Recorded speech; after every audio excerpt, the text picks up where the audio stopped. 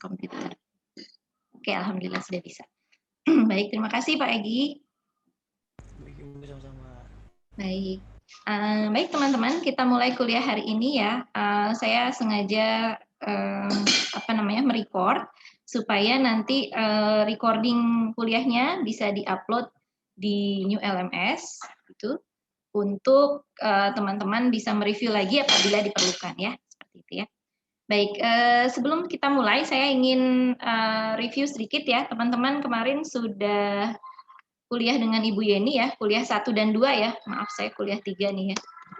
Nah, teman-teman sudah kuliah yang ke 1 ya oleh Bu Yeni ya. Halo, suara saya terdengar? Baru satu pertemuan. Oke. Baik. Nah, baru satu pertemuan, kuliah 2-nya? Ya, kuliah 2-nya. Yang kuliah 2-nya asinkronus, Bu. Asinkronus ya, kuliah 2-nya ya. Absen sih, Bu. Absen. Oke, baik. Nah, di situ teman-teman sudah bisa lihat ada kontrak perkuliahan ya kan ya, sudah dibahas oleh Ibu Yeni. Nah, jadi sesuai kontrak kuliah, maka saya kebagian mengajar di ini ya, saya kebagian mengajar di pertemuan 3 dan 4. Dan juga nanti setelah UAS juga ada lagi ya. Jadi di pertemuan 1 sampai 7 itu ada 3 dosen akan mengajar, Ibu Yeni, saya, dan Ibu Yani. Kemudian nanti saya pertemuan ini akan membahas mengenai tahapan penelitian ilmiah dan struktur proposal, juga pedoman penulisan karya ilmiah ya. Nah, kemudian minggu depan saya akan masuk lagi membahas pendahuluan, perumusan masalah, dan tujuan penelitian ya, secara lebih detail ya, bagaimana sih caranya gitu ya. Kemudian di akhir saya akan masuk lagi di bagian ini ya, pertemuan 12 dan 13 ya, writing journal dan teknik presentasi ilmiah. Nah, teman-teman diharapkan nanti mengumpulkan bahan presentasi di pertemuan 13, di pertemuan saya. Kemudian di pertemuan 10 dan 11, pertemuannya Ibu Yani, teman-teman juga mengumpulkan tugas proposal ya. Jadi pendahuluan dan tujuan itu dikumpulkan pertemuan 10, kemudian tinjauan pustaka dan metode itu di pertemuan 11. Jadi setelah kuliah ini teman-teman diharapkan bisa memproduksi proposal penelitian gitu ya. Itu adalah target dari kuliah ini. Ada pertanyaan dulu teman-teman? Ada yang ingin ditanyakan?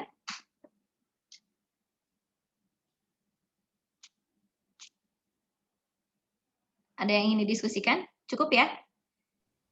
Oke, jadi kontrak kuliah sudah cukup. Nah, kalau teman-teman lihat lagi di New LMS, teman-teman, di sini saya sudah melengkapi juga dengan beberapa buku referensi ya. Coba saya salah. Ini harusnya pertemuan 3 ya. Sekalian saya edit supaya nggak lupa. Ya. Jadi kita hari ini kan pertemuan 3 ya. Nah, di pertemuan 3 nanti teman-teman akan lihat di situ ada PPKI edisi 2020. Nah, nanti teman-teman tugasnya hari ini adalah membaca itu ya setelah kuliah. Jadi kuliah kita mungkin tidak terlalu lama, tapi setelahnya teman-teman melanjutkan dengan membaca PPKI edisi 2020 ya. Dan kalau masih ada waktu, mungkin di waktu senggang teman-teman silakan membaca beberapa buku yang sudah saya upload di sini ya. Ada buku Advice to a Young Investigator, buku Research Methodology a Step by Step, sama buku Writing for Computer Science ya.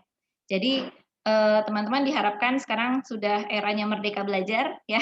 Jadi tidak lagi semua harus dari dosen tatap muka, kemudian ilmunya dari dosen ke mahasiswa, tidak seperti itu ya. Karena dosen bisa jadi ilmunya sudah obsolete ya, sudah masa lampau gitu ya. Teman-teman diharapkan bisa mencari sumber-sumber sendiri, sumber belajar sendiri ya, baik dari mana, dari buku ya, atau dari paper-paper gitu ya. Ya, jadi silahkan teman-teman nanti setelah kuliah mengeksplor sendiri ya, bahan-bahannya sudah saya posting di sini ya. Yang wajib dibaca yang ini ya, PPKI edisi 2020 hari ini ya.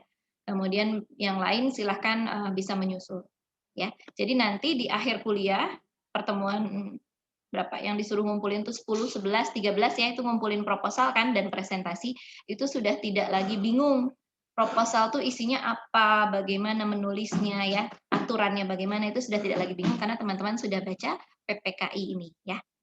Ada pertanyaan sampai di sini? Belum, Bu. Belum? Oke, baik. Baik, saya lanjut ke slide ya. Jadi ini slide pengantar saja untuk nanti mengantarkan teman-teman bagaimana sih kira-kira penelitian itu kan sekarang udah semester 2 ya. Jadi udah mulai melakukan penelitian ya dan harus mulai mempersiapkan proposal penelitian ya karena teman-teman akan segera kolokium juga kan ya. Gitu ya. Nah, akhir kuliah ini diharapkan teman-teman sudah siap untuk kolokium ya. Baik.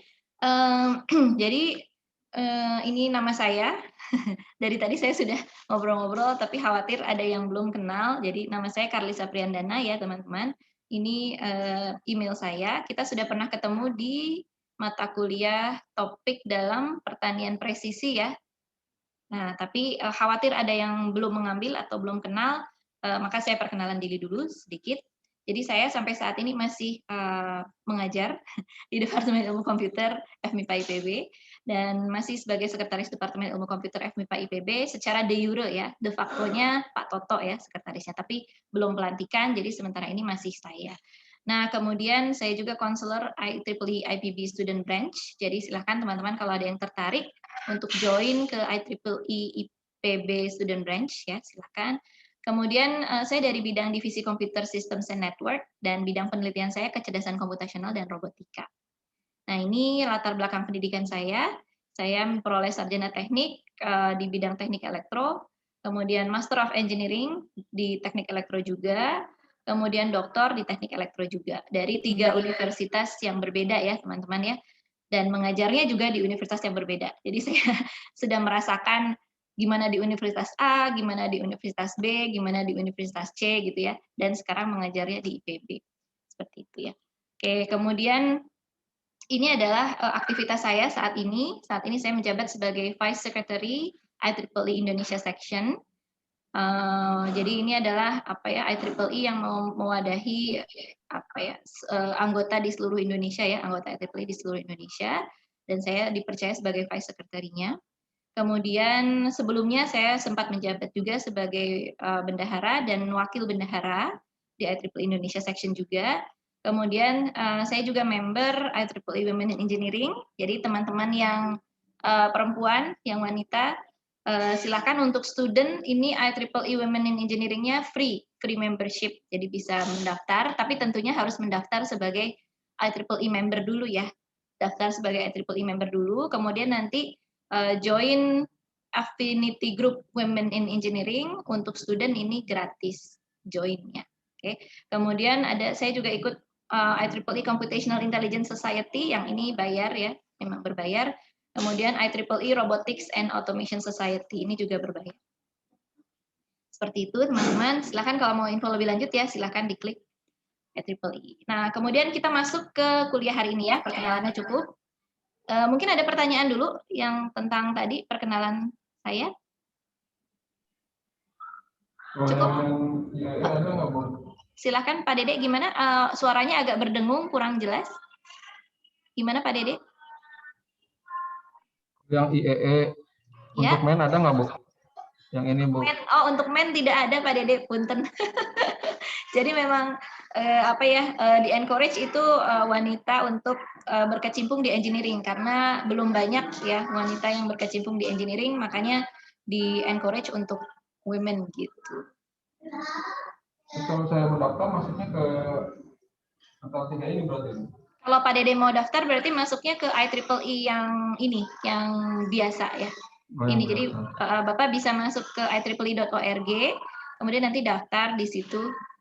Jangan lupa nanti afiliasinya afiliasi Bogor Agricultural University ya Pak. Nah kalau nanti Bapak pilih afiliasi itu maka secara otomatis Pak Dede akan masuk ke ini IEEE IPB University Student Branch. Jadi semacam apa ya unit gitu ya di bawah IEEE Indonesia Section, tapi kita ada IEEE IPB gitu.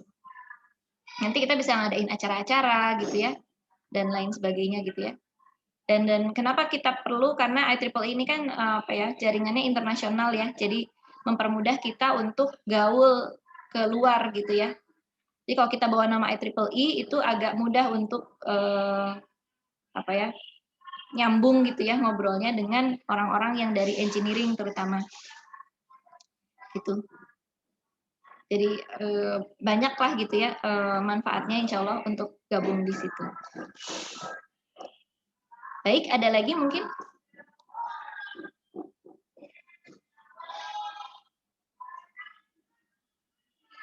Baik, cukup kali ya. Baik, kita mulai ke kuliah kita ya teman-teman ya. Jadi ini ada outline kuliah kita hari ini.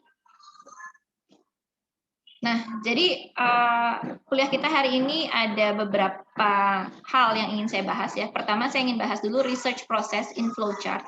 Jadi gimana sih riset itu gitu ya. Kemudian yang kedua saya ingin bahas struktur proposal penelitian. Jadi apa yang diharapkan dari akhir kuliah ini. Diharapkan teman-teman sudah bisa memproduce proposal ya. Saya lihat ada beberapa yang fast track ya. Yang fast track mungkin sudah membuat proposal juga ya di S1-nya kan ya. Kolokium ya. Jadi mungkin agak mirip gitu ya dengan kolokium yang S1 gitu untuk yang fast track ya. Tapi untuk yang lain karena belum pernah dapat MPTP dan belum pernah buat proposal di IPB gitu ya dengan formatnya IPB, maka tetap akan saya bahas ya. Nah, kemudian kita akan bahas PPKI. Nah, tapi ini menjadi tugas baca nanti ya, tugas baca teman-teman semua hari ini ya, dibaca silakan. Kemudian saya akan list beberapa contoh ya untuk bisa dijadikan rujukan lah ya oleh teman-teman. Oke, itu kuliah kita hari ini. Nah, pertama research process in flowchart dulu ya. Mohon maaf. Nah, ini adalah research process ya. Jadi pertama-tama yang harus di-define oleh teman-teman itu adalah define research problem. Jadi apa sih problem risetnya gitu ya? Ini harus di-define dulu. Nah, setelah teman-teman mendefine problemnya apa, teman-teman bisa mereview literatur. Nah, ini harus hati-hati mereview literatur karena tidak hanya tahu orang-orang bekerja apa, tapi harus mereview juga konsep dan teorinya di literatur tersebut, ya. Juga yang penting adalah mereview bagaimana research finding yang sebelumnya.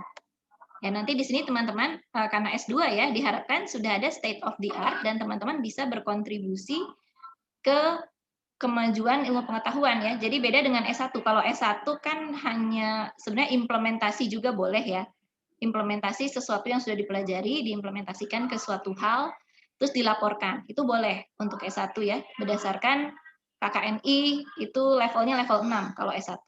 Kalau S2 itu kalau nggak salah sudah harus ada kebaruannya, karena nanti kan outputnya salah satunya jurnal ya, untuk bisa lulus ya, jurnal atau paper di proceeding ya. Nah, jadi kontribusinya harus lebih kuat dibandingkan yang S1 gitu ya. Jadi teman-teman harus literatur review-nya bagus gitu. Karena apa? Karena nanti teman-teman harus mengerti konsep, teori, dan state of the art ya. Riset sebelumnya udah dapat apa sih gitu ya. Nah, kemudian teman-teman dari situ teman-teman diharapkan bisa memformulasikan hipotesis, yaitu kesimpulan sementara dari riset. Nah, setelah jelas baru teman-teman mendesain riset. Nah, ini 4 tahap pertama ini yang nantinya ditulis dalam proposal penelitian ya, teman-teman ya. Jadi mulai dari identifikasi masalah ya, perumusan masalah, studi literatur, penelusuran pustaka ya, kemudian hipotesis, kesimpulan sementara, dan rancangan penelitian. Itu masuk di proposal penelitian. Ya, akhir kuliah ini diharapkan teman-teman sudah bisa punya proposal penelitian yang firm ya, sehingga siap untuk kolokium. Termasuk presentasinya juga ya, PPT-nya juga termasuk. Ada pertanyaan dulu sampai sini?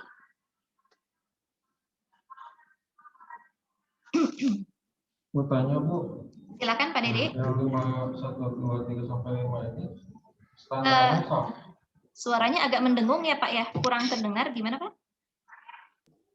Kalau yang 1 sampai 5 ini wajib ada Bu.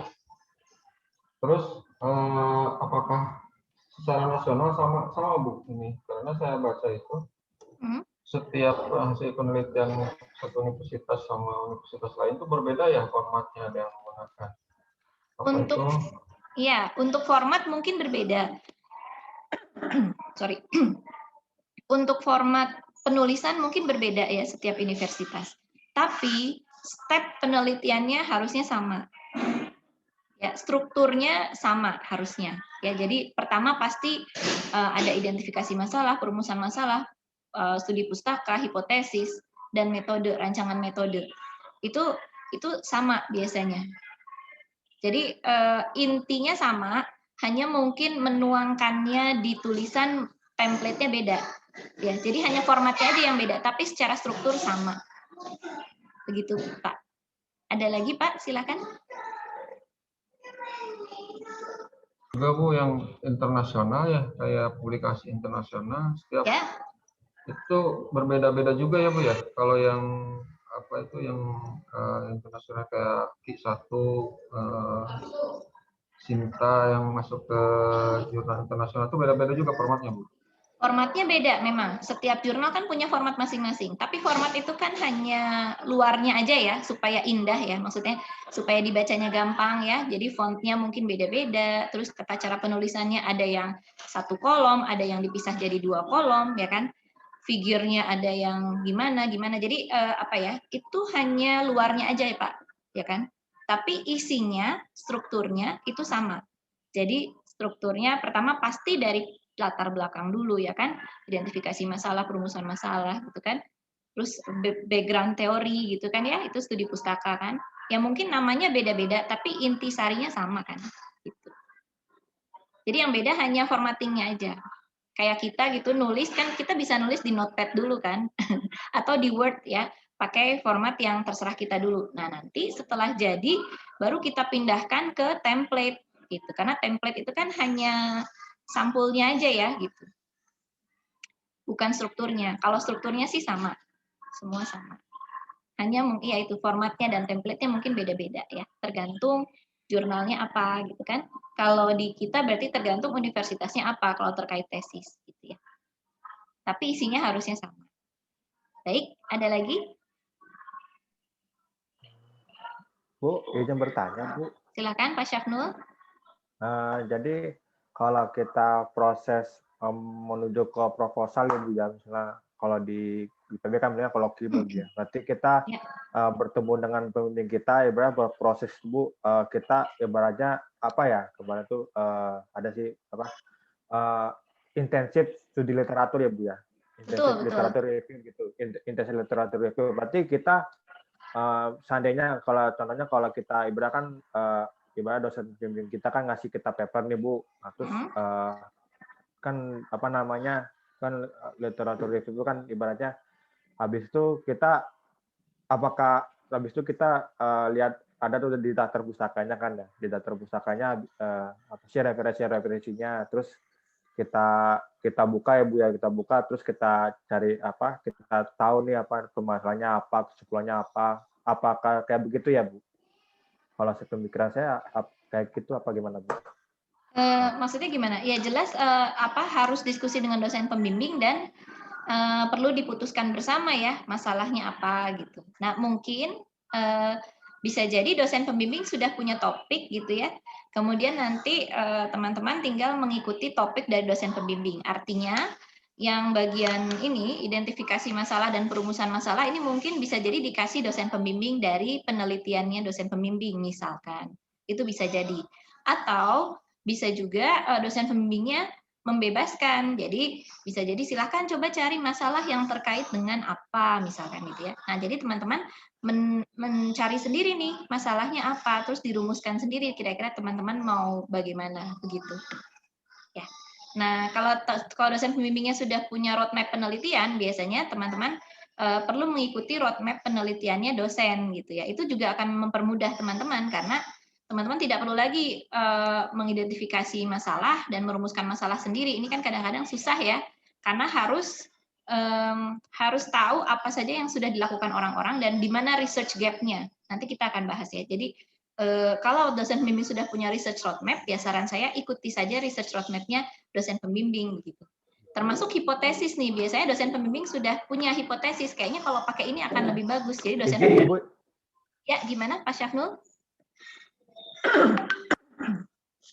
Silakan Pak.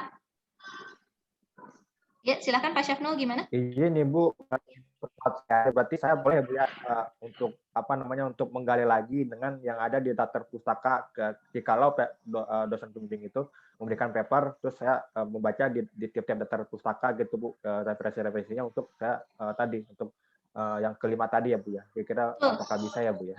Betul Pak, ya. Jadi dosen bimbing misalnya sudah ngasih, tapi biasanya penelusuran pustaka ini dilakukan oleh mahasiswa sendiri. Kenapa? Karena perlu belajar konsep dan teori ya Pak ya.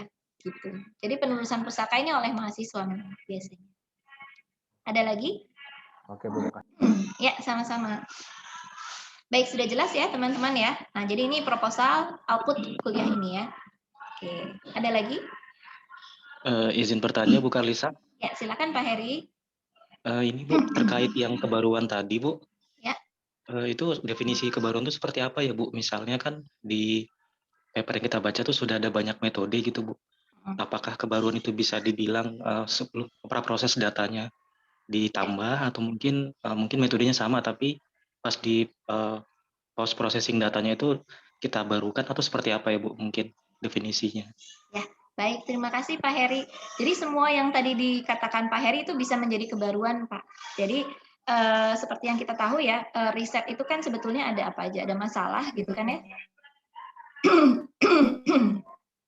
Terus ada metode ya. Punten ya, saya agak-agak nggak enak tenggorokan. Jadi ada masalah, kemudian ada metode untuk menyelesaikan masalah, dan ada analisisnya. Nah, kebaruan itu bisa dari salah satu dari ini. Misalkan metodenya sama dengan yang sudah ada di paper lain, tapi di sini masalahnya yang berbeda. Nah, tentunya kalau, kepencet. Jadi tentunya kalau metodenya sama tapi masalahnya berbeda, maka analisisnya kan akan berbeda juga ya. Nah, itu sudah bisa menjadi kebaruan. Atau bisa jadi masalahnya sama, tapi orang lain metodenya pakai bla bla bla gitu, kita mencoba pakai metode yang baru. Jadi metodenya berbeda. Ini juga akan menghasilkan analisis yang berbeda tentunya. Jadi itu juga kebaruan juga. Atau bisa juga masalah dan metodenya sama, tapi kita menganalisisnya dari sisi yang lain, misalkan. Ya, jadi baca jurnal ada masalah diselesaikan pakai metode itu, misalkan ya.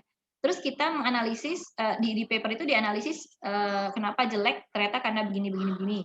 Nah, kemudian teman-teman ternyata kepikiran, kayaknya ini juga jeleknya bisa jadi karena ini deh. Nah, terus teman-teman mengulang lagi ya masalah dan metode yang sama, dapat data yang sama gitu, pakai metode yang sama.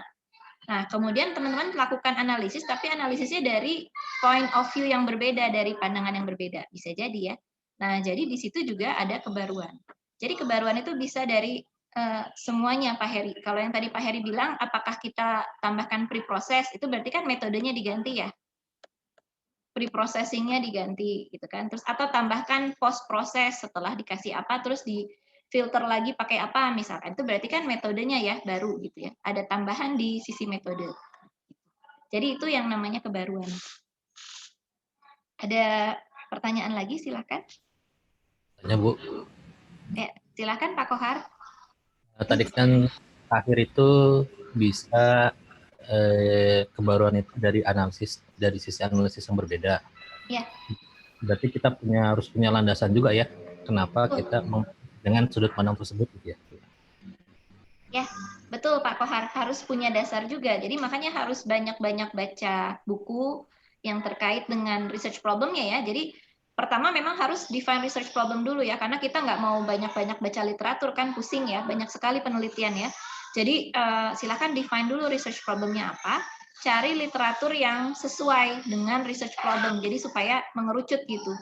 Nah, terus dipelajari banget gitu ya, dipelajari sampai paham betul, sehingga nanti bisa jadi kita sampai mengeluarkan analisis baru gitu ya terhadap suatu kasus gitu.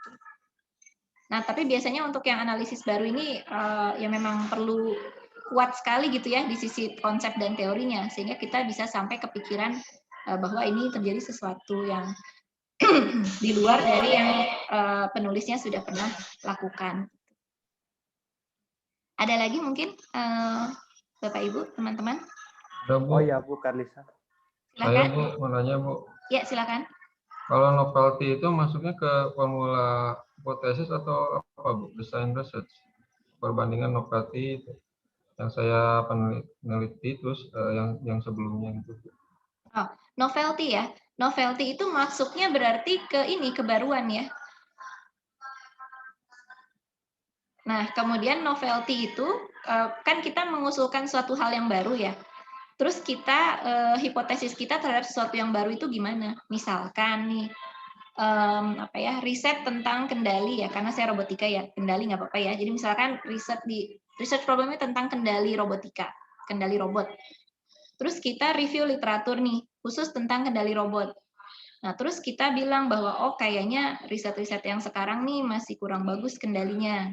Ada research gap di situ misalkan. Terus kita bilang oh kayaknya kalau robotnya dikendalikan pakai artificial neural network mungkin akan lebih bagus. Nah, ini hipotesis namanya. Kesimpulan sementara adalah bahwa penggunaan artificial neural network dalam kendali robot itu akan membuat robotnya berjalan lebih bagus, misalkan itu lebih baik performance robotnya, misalkan seperti itu. Itu hipotesis. Tapi kan belum dibuktikan. Nah, nanti kita mendesain riset ini untuk membuktikan hipotesis kita. Atau misalnya Bapak Ibu image processing misalkan ya. Terus sekarang udah punya image tentang daun, terus mau mendeteksi penyakitnya apa misalkan. Terus Bapak Ibu cari nih teori-teori yang terkait. Kemudian hipotesis bahwa oh kayaknya kalau pakai metode SVM misalkan ya atau apapun gitu, itu bisa mengklasifikasikan lebih baik mungkin berdasarkan teori-teori yang sudah dibaca gitu ya. Ada orang yang udah pernah pakai SVM dengan ekstraksi fitur bla bla bla gitu ya. Ternyata dapat hasil lebih bagus gitu. Tapi bukan untuk penyakit tanaman jeruk lewat daunnya misalkan. Kan beda ya problemnya gitu kan. Nah, maka karena orang sudah pernah pakai misalnya SVM untuk mengklasifikasikan penyakit tanaman B gitu, sementara kita penyakit tanaman A. Nah, kita menghipotesis bahwa si SVM ini akan bagus juga dipakai untuk mengklasifikasikan penyakit tanaman A tadi gitu. Nah, tapi ini kan hipotesis harus dibuktikan. Dibuktikannya pakai apa? Dibuktikannya pakai riset kita. Makanya desain riset ini sangat terkait dengan hipotesisnya. Ya, bagaimana kita menentukan, bagaimana kita membuktikan bahwa hipotesis ini benar gitu. Nah, ini dengan cara mendesain riset. Metodenya seperti apa ya? Gitu, seperti itu. Ada lagi? Ibu, Bu Kadita, ya, saya ingin cerita Bu, pengalaman saya dulu di S1 Bu. Ya. Kalau saya dulu gini Bu, makanya pas di S2 ini juga saya juga kaget ya Bu ya, kriteria prosedurnya kayak gini. Kalau di S1 saya dulu saya nyari datanya dulu, terus saya ibarat nentuin dulu lah gitu Bu. Terus sempat bilang sama ada sebelum saya dulu di S1, ini metodenya udah kepake gitu kan. Jadi saya di situ bingung sendiri gitu Bu gitu. Kalau makanya mungkin kayak pas di S2 ini kayak bener kayaknya ya kita harus intensive literature review gitu Bu, untuk membaca-baca yang ada di paper dan daftar isi paper kayak gitu ya Bu ya. Itu sih cerita dari saya gitu Bu. Soalnya di S1 saya juga nggak kayak gini sih, maksudnya untuk prosedur bimbingannya gitu Bu. Ya, gitu, Bu. Iya, baik. Terima kasih Pak Syafnul atas sharingnya.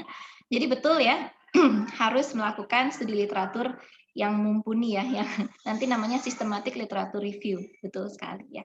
Untuk bisa ini ya, formulasi hipotesis dan mendesain riset berdasarkan hipotesis kita gitu. Ya. Nah, kemudian mungkin saya lanjutkan ya. Kenapa desain riset ini penting? Karena desain riset ini itu akan mempengaruhi eksekusi risetnya. Jadi kalau kita lihat di sini di tabel ini ya, di flowchart ini ya, riset itu akan selalu bentuknya cycle ya. Jadi ada feedback dan ada yang feed forward (FF). Dari research problem ini nanti harus terbukti, harus bisa dijawab pada saat kita menulis report riset. Ya, kita lihat di sini kan FF ya hubungannya ya. Jadi research problem itu harus nanti itulah yang dilaporkan, gitu kan? Kemudian hasil laporannya nanti bisa jadi tetap ada kelemahan kan, sehingga kita bisa define future work ya kan ya. Namanya riset kan nggak akan selesai ya, maksudnya ya pasti ada yang kurang bagus, ada yang gimana. Nah kalau ada yang kurang bagus nggak masalah, tinggal dianalisis. Kemudian define aja future work-nya apa. Untuk penelitian selanjutnya, penelitian yang melanjutkan penelitian ini harusnya pakai ini misalkan gitu. Itu akan menjadi research problem yang baru. Gitu. Kalau bisa ketahuan harusnya pakai apa-apa lebih bagus. Kalau enggak ya nggak apa-apa, biarkan aja sebagai research problem ya. Misalkan penelitian ini telah berhasil mengklasifikasikan tadi penyakit tanaman A gitu ya dengan baik, tapi ternyata akurasinya masih di bawah 90% misalkan. Ya nggak masalah, berarti itu ada problem baru, gimana meningkatkan akurasinya gitu kan. Nah itu nanti akan menjadi research problem untuk penelitian berikutnya. Ya, jadi teman-teman nggak usah takut kalau hasilnya nanti saat diimplementasikan, ini kan sebenarnya pelaksanaan penelitian yang ini ya. Ya. Jadi pelaksanaan penelitian tuh yang ini. Pelaksanaan penelitian tuh yang ini. Dari mulai pengumpulan data, kemudian pengolahan data itu pelaksanaan penelitian. Pada saat pelaksanaan penelitian, kalau hasilnya nggak bagus, nggak apa-apa, nggak usah takut. Yang penting dianalisis, ya kan? Dianalisis. Kalau masih ada waktu, feedback ke sini kan ya, feedback lagi, analisis lagi. Kenapa kira-kira? Salahnya di mana? Masih ada waktu lagi ya, ulang lagi dari eksekusi risetnya gitu kan ya. Kalau memang sudah habis waktunya, maksudnya sudah waktu lulusnya kan terbatas ya, harus lulus dalam 2 tahun kan kalau S2. Yang fast track malah 1 tahun ya harapannya. Jadi kalaupun masih ada masalah nggak masalah. Kalaupun masih ada masalah nggak masalah. Kalau masih ada masalah nggak usah takut ya. Kalau waktunya sudah selesai ya sudah di report apa adanya saja, tapi define future work-nya. Ya, biarkan itu nanti menjadi masalah untuk peneliti selanjutnya. Gitu ya, teman-teman. Oke. Ada pertanyaan di sini? Ibu, maaf. Ya, silakan. Ibu, maaf lagi, Bu. Bertanya lagi, Bu. Ya. Berkembali ke novelty tadi, Bu. Ya. Tadi kan kombinasi antara masalah berbeda, metode sama, analisis beda, itu bisa jadi novelty. Betul. Kemudian masalah sama, metode beda, analisis beda jadi novelty juga. Ya, ya. Nah, masalah sama, metode sama, analisis beda, itu novelty. Berarti sebenarnya kata kunci dari novelty itu di analisis yang bedanya berarti, Bu ya? Betul itu yang sekali. pertama. Kemudian yang kedua, masalah di formulasi hipotesis itu kan dilakukan sebelum kita menentukan metode penelitian. Ya. Nah, tetapi setelah penelitian dilakukan, ternyata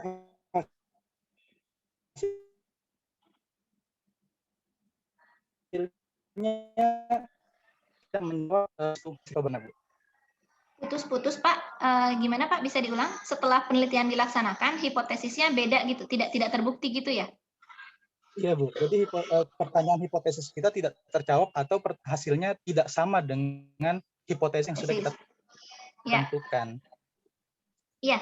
Nah, jadi apakah penelitian kita itu dikatakan fail atau bagaimana Bu? Oh ya, baik. Terima kasih Pak Eko, pertanyaannya bagus sekali. Jadi betul sekali, jadi inti dari kebaruan itu sebetulnya ada di analisis. Apapun yang bisa menghasilkan analisis baru itu kebaruan. Ya, jadi masalahnya beda, metode sama.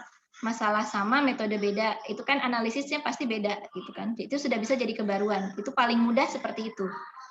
Tapi untuk yang levelnya expert ya, yang biasanya udah banyak tahu lah tentang teori-teori, bisa jadi menganalisis dari sisi yang berbeda, tapi itu paling susah kalau menurut saya ya.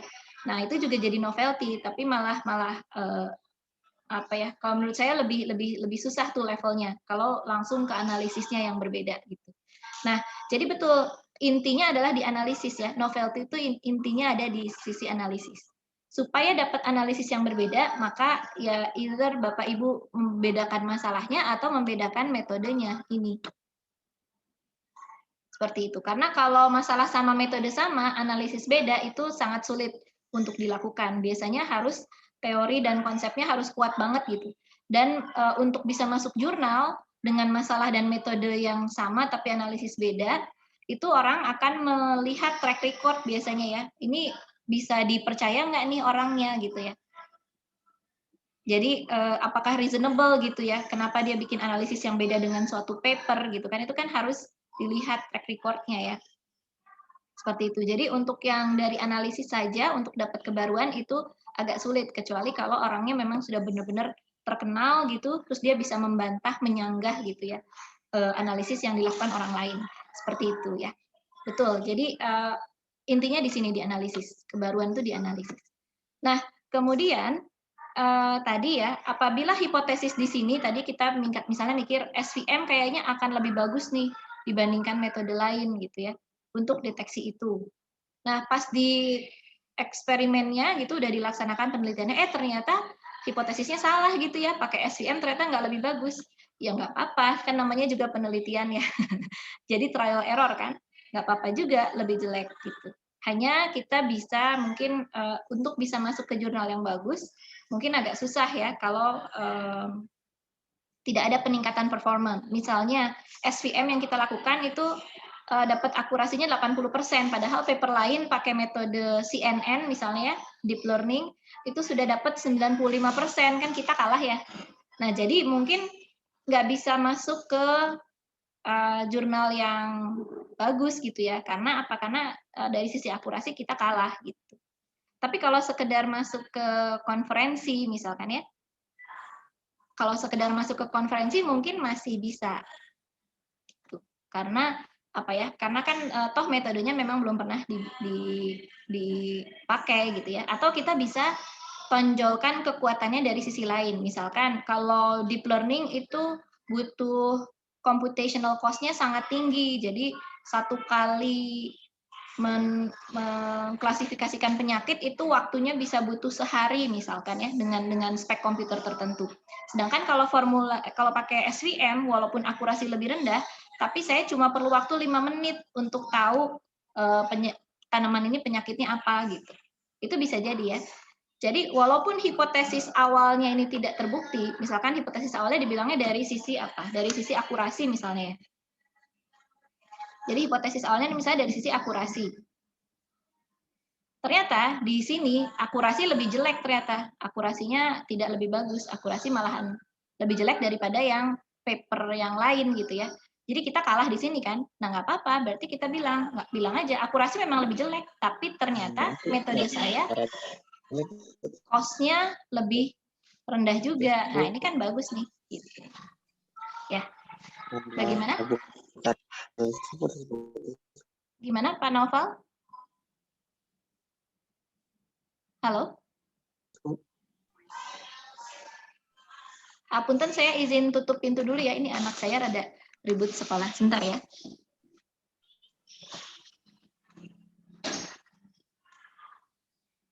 Oke, baik. Gimana Pak Noval? Mas Noval? Ya, Bu, sebenarnya kalau hasil penelitian itu tidak menjawab hipotesis, ya. Berarti kita harus pintar-pintar ngeles secara ilmiah aja, Bu, ya, untuk penelitian kita itu. Gimana? Harus tingkatkan? Pintar-pintar ngeles secara ilmiah aja, Bu, berarti. Pintar ngeles secara ilmiah. Iya, betul, Pak. Jadi, cari keunggulan yang lain gitu. Ya, betul, Pak, betul. Jadi ngeles gitu ya, ngeles, tapi ngelesnya masih tetap reasonable gitu. Ya, ada lagi? Berarti gagal juga bisa ngeles, Bu? Gagal juga bisa ngeles. Kalau gagal sih ya paling ngelesnya dengan analisis ya. Itu bukan ngeles ya, tapi kita menganalisis gitu dari sisi yang lain gitu kan. Yang ngeles juga ya. Tapi sebenarnya gimana? Namanya juga riset kan ya, jadi tetap bisa kita laporkan gitu ya. Tapi laporannya tuh kebagusannya dari sisi yang lain, nggak masalah juga kan sebetulnya ya. Gitu. Toh kita memang sudah melakukan kan. Nah, apapun hasilnya ya kita laporkan. Tapi supaya kita riset yang dilakukan ini tidak sia-sia gitu ya, ternyata gagal, udah tinggalin gitu. Supaya tidak sia-sia dan tetap memberi manfaat bagi yang lain, kita lakukan analisis tambahan gitu ya. Misalkan gagalnya kenapa, terus dianalisis tuh penyebabnya gitu. Tapi sebenarnya namanya penelitian tidak ada yang gagal ya. paling itu tadi akurasinya tidak setinggi yang lain. Nah, tapi kita bisa cari kekuatan kita yang lain apa gitu. Ya, kan pasti semua ada kelemahan, ada kelebihan ya. Nah, jadi itu dua-duanya tuh harus dieksplor gitu. Ada lagi? Suara saya putus-putus ya? Jadi Bu, ketika ini berbicara dalam konsep tesis Bu ya. Ya. Jadi ketika umpama kita sudah merancang hipotesisnya A umpama, kemudian Ya. ternyata setelah running penelitian dan hasilnya mengatakan B, untuk konsep tesis berarti kita cukup rubah hipotesisnya aja berarti Bu ya, biar untuk naskahnya berarti. Untuk naskahnya betul Pak. Ya, Okay. untuk naskahnya betul. Jadi misal tadi inginnya dapat metode yang menghasilkan akurasi tinggi gitu ya.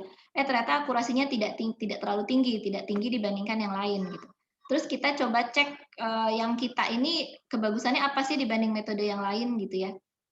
Misalnya dari sisi cost-nya. Ya udah berarti kita ganti nih hipotesisnya bahwa ternyata ini cost-nya lebih rendah misalkan gitu.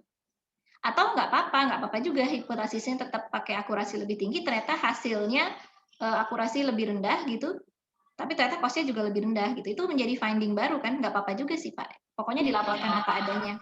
Karena apa? Karena hipotesis ini harus diambil berdasarkan rujukan yang mumpuni gitu. Jadi nggak bisa kita ngarang ya. Jadi hipotesis itu nggak bisa kita ngarang. Misalkan berdasarkan literatur yang ada, harusnya deep learning lebih bagus dong dibandingkan ANN biasa misalkan. Itu kan sudah umum ya, orang-orang tahu bahwa metode deep learning itu harus lebih kuat dibandingkan ANN biasa ya, jelas ya. Karena ANN biasa kan sangat simpel gitu ya, deep learning kan udah kompleks gitu ya. Nah, harusnya deep learning lebih bagus. Ternyata pada saat kita laksanakan, nggak lebih bagus. Nggak apa-apa, laporkan aja. Ini tidak sesuai dengan hipotesis yang umum gitu ya, bahwa deep learning lebih bagus, ternyata bisa juga deep learning ini jelek gitu. Tapi dianalisis kenapa jeleknya gitu. Seperti itu, Pak. Bu, Ibu saya mau nanya. Ya, silakan. Kalau nanti seandainya kita masih proses, Ibu, kalau nanti seandainya waktu sudah kolokium atau sudah harus kita mengumpulkan sesuatu ya Bu, misalnya tadi mengumpulkan kayak yang 5 tadi Bu. Nah, tapi kita masih berproses Ibu ya, masih membaca-baca intensif literatur ya Bu ya. Ya. Solusinya bagaimana ya Bu ya? Yang bikin saya bingung di situ aja Bu. Makasih. Gimana maksudnya? Sambil berproses, sambil masih review literatur? Iya, sudah waktunya kolokium, sudah Ya. waktunya kumpulin apa tuh yang 5 ini kan. Tapi saya masih berkutik di baca-baca literatur, contohnya masih belum dapat judulnya apanya gitu Bu. Oh iya, harus sudah jelas Pak. Ya, pada saat proposal penelitian itu harus sudah jelas research problemnya apa, kemudian desain risetnya seperti apa. Justru itu yang nanti akan dipresentasikan pada saat kolokium. Tapi misalkan pada pelaksanaan penelitiannya, misalkan ternyata metodenya kayak tadi ya, ternyata tidak ada yang lebih bagus daripada yang lain gitu. Berarti gagal gitulah maksudnya ya. Tidak ada yang lebih bagusnya, nggak bisa digali apa yang lebih bagus. Nah itu terpaksa ya kita ganti metodenya, nggak masalah ya.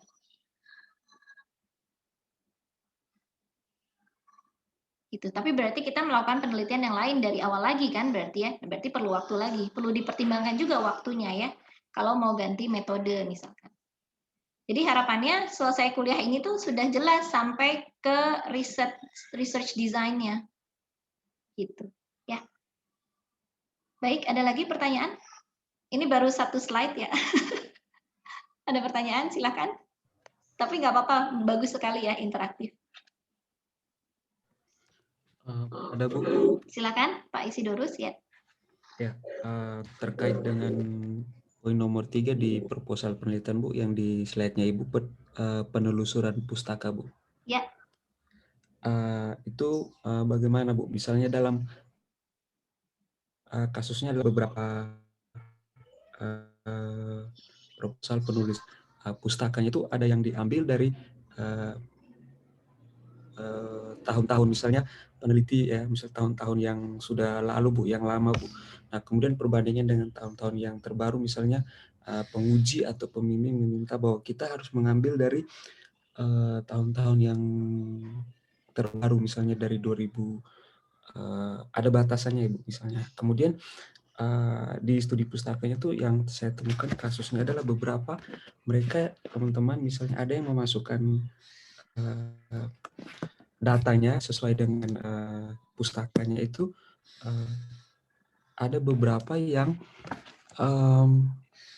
mereka cantumkan tetapi pada saat misalnya di sidang presentasikan disampaikan proposal penelitiannya itu tidak disampaikan Bu. Nah kemudian diuji ditanya oleh dosen ini. Nah bagaimana Ibu misalnya kita untuk menjawab pertanyaan dari dosen misalnya beberapa studi pustaka ya datanya itu ya harus kuat, data itu harus kuat atau sesuai dengan apa yang sudah kita peroleh Bu misalnya di tulisannya Ibu begitu. Bagaimana maksudnya gimana Pak Isidorus? Jadi kita udah melakukan penelusuran pustaka, tapi nggak ditulis, gitu? Ya, jadi misalnya sebagiannya dimasukkan kemudian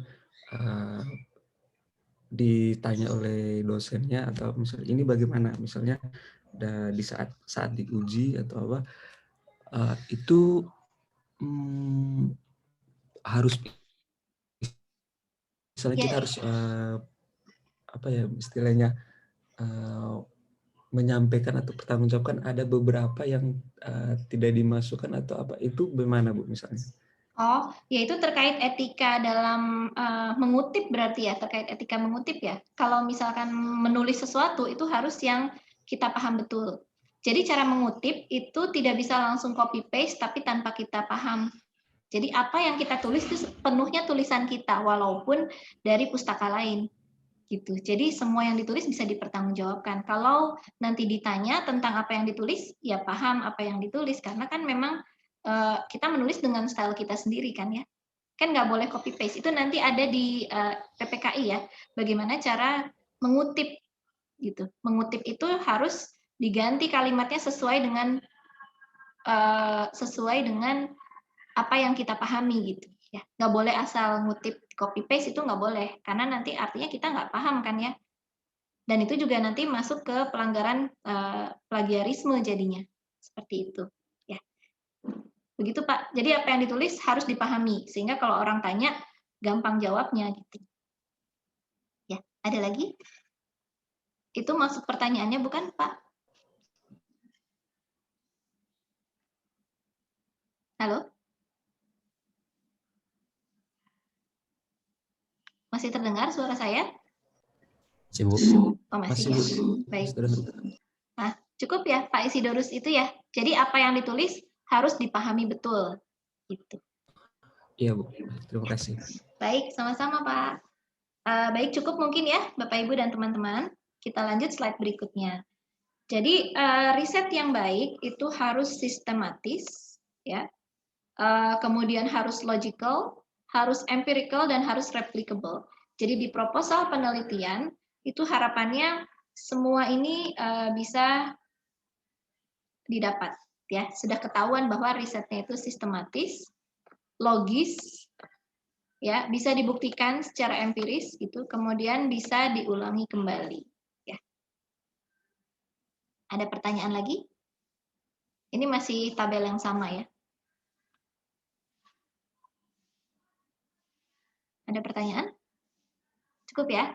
Nah, setelah semua selesai, baru diinterpret dan di-report. Cara mereportnya bagaimana? Tadi ada yang sempat bertanya, apakah hipotesisnya boleh diubah? Kalau menurut saya jangan ya, tergantung sih. Kalau hipotesisnya masih reasonable untuk diubah, berdasarkan konsep dan teori yang ada, boleh. Tapi hipotesis di awal ini kan diturunkan berdasarkan konsep dan teori yang sudah kita baca kan, nggak bisa asal menurunkan hipotesis gitu kan.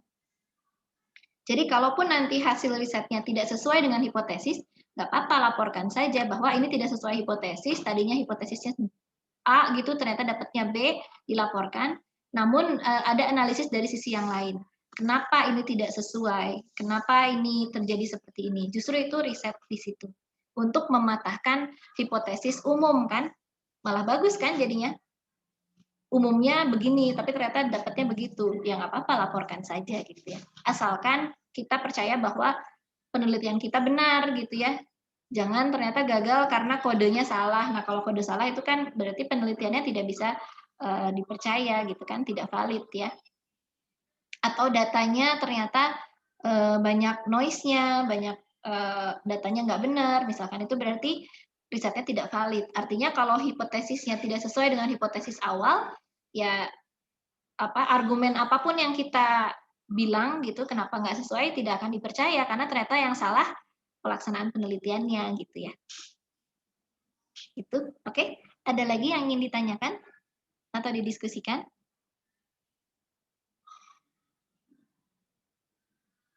Cukup ya? Baik, kita lanjut ya.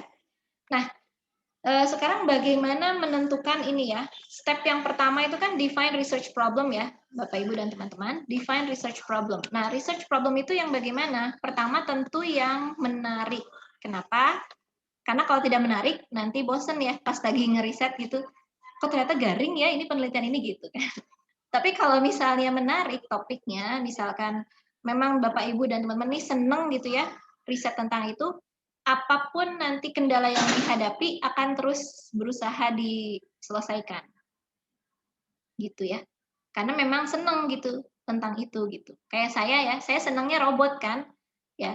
Jadi apapun kendala yang nanti dihadapi tetap penasaran gitu. Ini kenapa sih kok gini gitu ya? Pengen bagus nih gimana caranya gitu ya. Gitu. Jadi memang selalu pilih topik yang menarik. Kalau memang teman-teman sukanya sistem informasi geografis gitu ya, ya nggak apa-apa. Berarti itu yang harus selalu ditekuni, gitu ya. Dan lain-lainnya. Kemudian pilih topik yang visible. Nah ingat Bapak Ibu dan teman-teman ini cuma punya waktu setahun lagi ya untuk penelitian kan, untuk menyelesaikan. Jadi topiknya harus visible untuk bisa dikerjakan dalam kira-kira waktu 1 tahun itu gitu ya. Jadi visible dari sisi waktu dan juga dari sisi biaya. Ya. Makanya ini gambarnya uang sama jam ya. Silakan cari yang terjangkau gitu ya. Kalaupun tentang hal-hal yang mahal, pastikan dosen pembimbingnya punya hibah penelitian misalkan ya, atau pastikan Bapak Ibu punya dana untuk membiayai penelitiannya gitu ya. Gitu. Kemudian pilih topik yang layak diteliti. Definisi layak diteliti itu adalah topik-topik yang orang-orang banyak mengerjakan juga ya. Jadi nanti gampang gitu analisisnya dan orang-orang akan banyak yang melihat penelitian Bapak Ibu semua gitu kan ya. Gitu ya. Karena memang lagi in gitu ya problemnya. Oke? Ada yang ingin didiskusikan?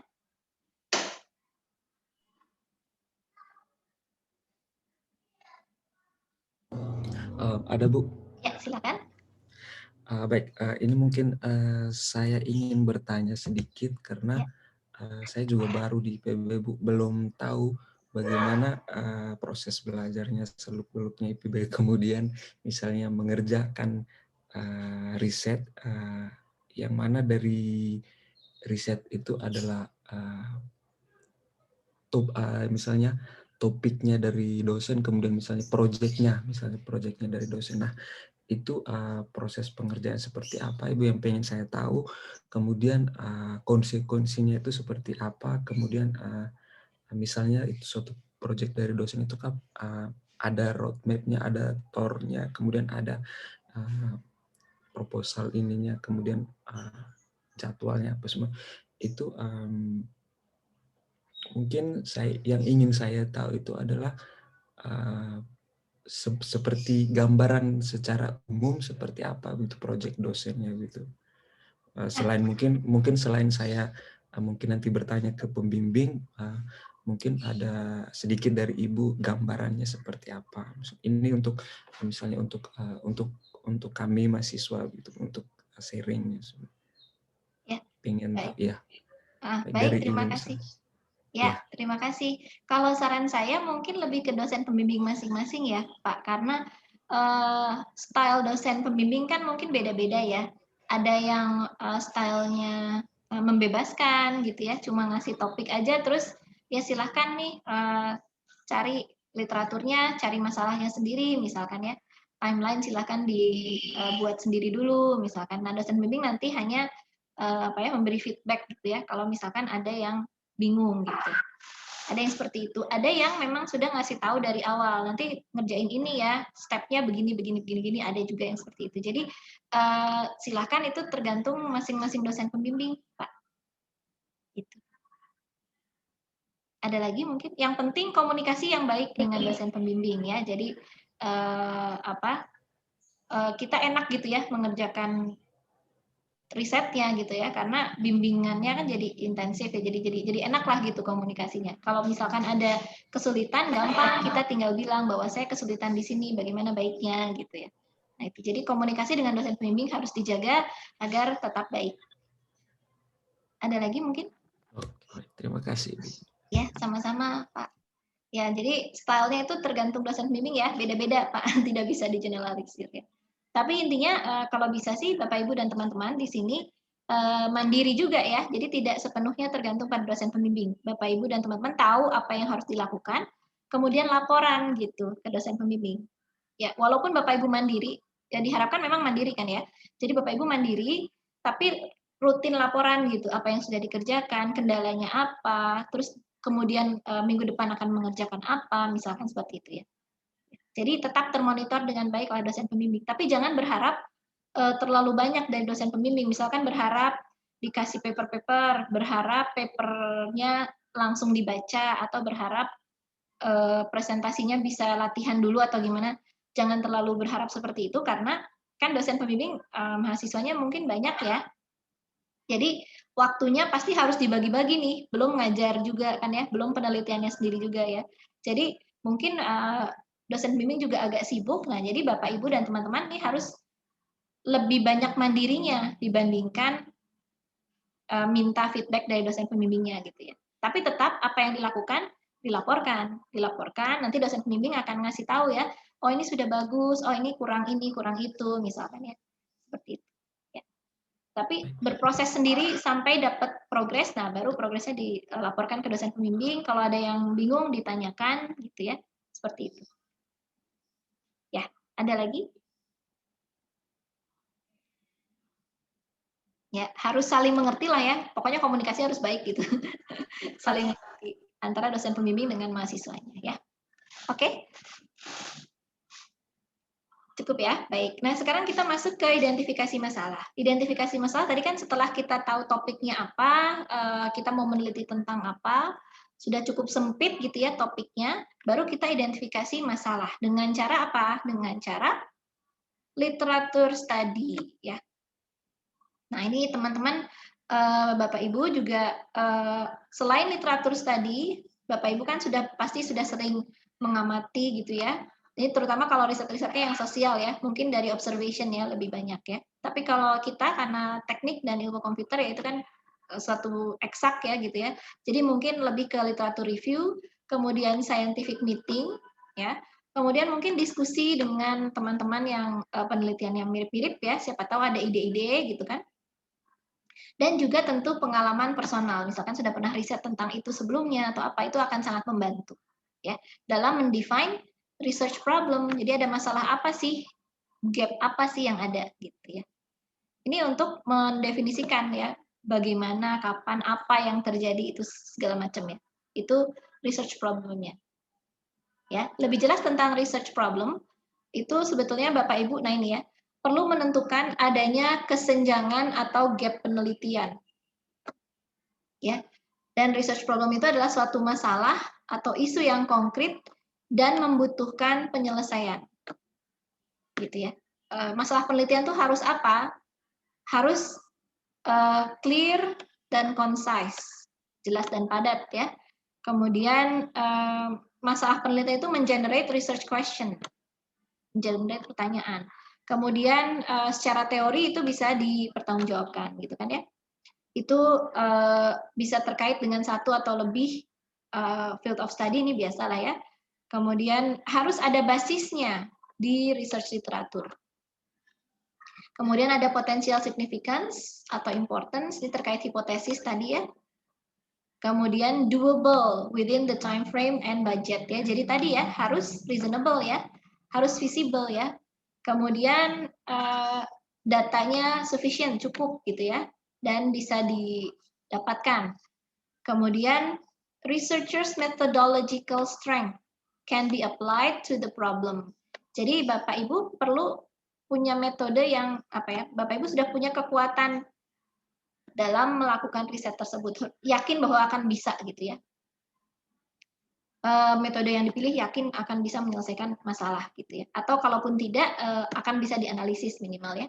Nah, kemudian the problem is new ya, baru. Tidak belum dijawab sufficient. Walaupun sudah dijawab tapi mungkin masih ada kelemahannya gitu ya. Nah, kelemahan itu yang menjadi problem baru Bapak Ibu gitu ya. Nah, dari mana kita bisa dapat masalah penelitian? Tentunya dari ini, studi literatur. Makanya studi literatur itu bukan sekedar mengumpulkan judul-judul penelitian, tapi melakukan systematic literature review. Apa sih systematic literature review? Systematic literature review itu intinya adalah summarize, ya, merangkum, synthesize, ya, kemudian kritik, kemudian compare. Ya. Ada pertanyaan? Jadi seperti tabel di sini nih, Bapak Ibu ya. Ini adalah apa penulisnya ya, penulisnya, kemudian pembelajarannya tentang apa gitu ya, topiknya apa. Ini topiknya yang sesuai dengan penelitian yang akan dilakukan.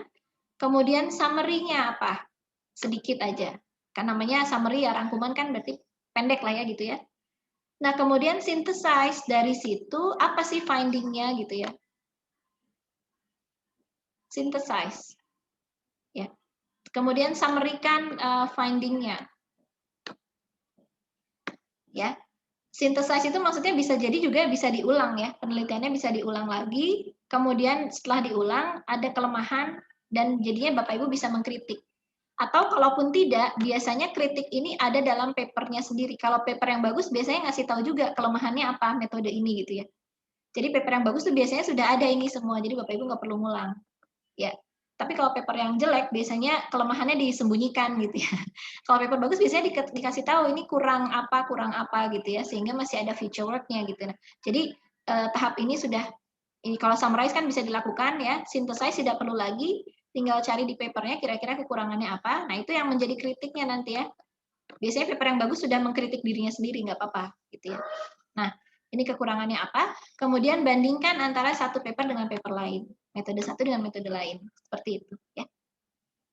Ada pertanyaan?